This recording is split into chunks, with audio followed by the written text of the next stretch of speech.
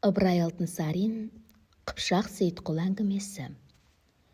Қыпшақ Сейітқұл 30 үйлі тобырымен жұрттың тегіс аттаныс барымтасы бар уақытта бұл 30 үй кедейді қалайынша етсем байытып, халық қатарына қосам деп ойға қалды.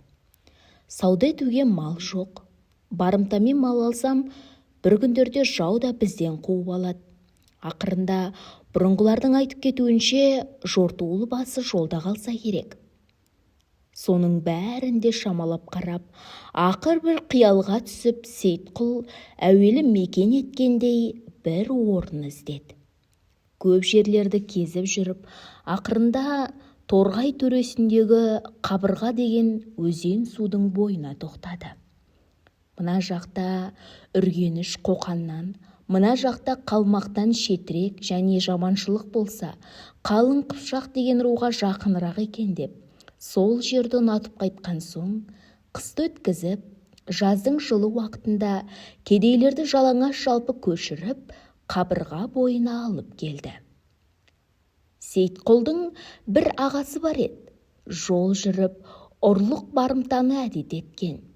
Інісінің қанша айтқан ақылына болмай, 3-4 үймен жалғыз-ақ сол көшпей, ескі орны Түркістан жағында қалды. Қабырғаның бойына келген соң, Сейітқұл қолына кетпен алып, 30 үйлі кедейіне де кетпен беріп, жер тегістеп, егін егуге кірісті.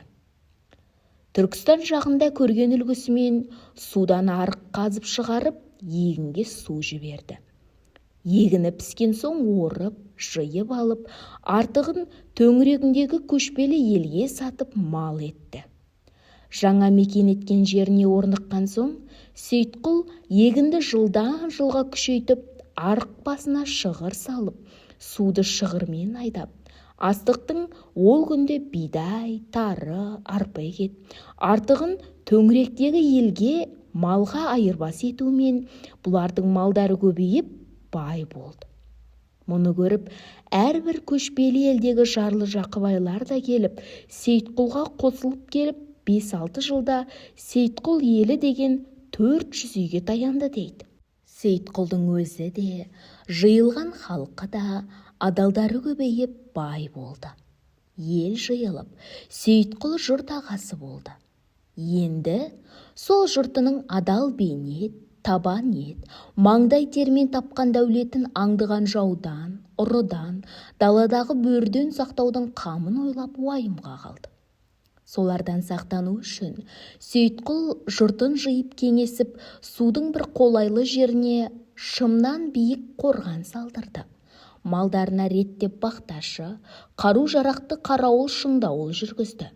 Бұлардың бұлайша бір ауызға қарап бекінген халық екенін байқаған соң, малға қызыққан сырттағы көшпелі халықтар батып келе алмады. Бұл жағынан көңілі тыныш болған соң, Сейітқұл енді Бұхара, Қоқанға мал айдатып, ол кенттерден қазақ қолды әр түрлі товар алдырып, жылда егін піскен уақытта манағы қорғанда жәрмеңке реуішті базар болды. Көшпелі халық белгілі уақытта малын, жүн жабағысын, тері терсегін келтіріп, егіншілер оларға астығын, товарын айырбас етіп, осы қалыпша бір жағы егін, бір жағы саудамен Сейітқұлдың жұрты жұрттан асқан бай болыпты.